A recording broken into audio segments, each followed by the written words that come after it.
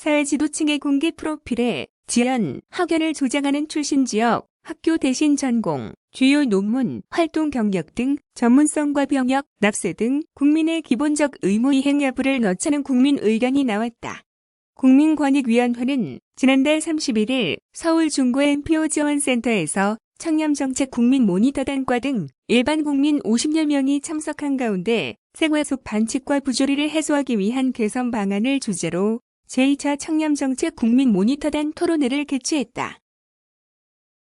앞서 국민권익위는 지난 4월 생활 속 반칙과 부조리의 근본 원인과 문제점에 대해 1차 토론회를 개최했다.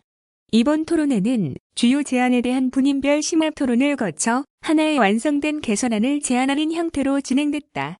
토론회의 주요 제안은 고위공직자 등 부장청탁 근절 방안, 사회지도층 공개 프로필 개선 방안, 장기요양병원 비리해소 방안, 국가장학금 선정, 투명성 강화 방안, 공공기관 블라인드 채용, 기존 제한, 사립학교 교직원 공정 채용 방안 등이다.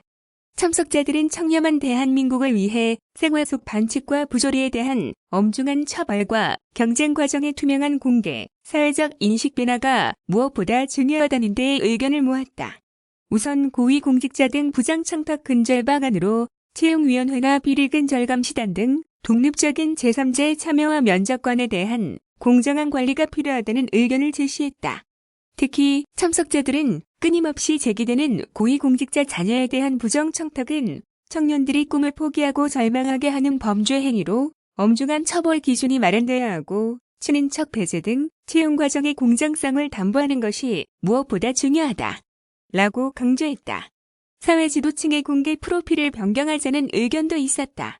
지연, 학연을 조장하는 출신 지역, 학교 대신 전문성을 확인할 수 있도록 전공과 주요 논문, 활동 경력을 공개하자는 의견을 제시했다.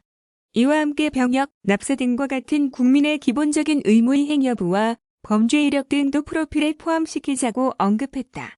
또 국가장학금이나 사립학교, 교직원, 채용 등과 같은 경쟁 과정을 공정하게 관리하고 그 결과를 투명하게 공개하자는 의견이 제시됐다.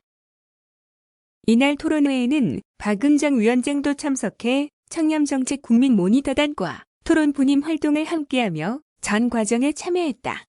박은정 위원장은 우리 사회가 보다 깨끗하고 공정해지기 위해 무엇이 필요한지 국민의 솔직하고 가감 없는 의견을 경청할 수 있는 좋은 기회였다.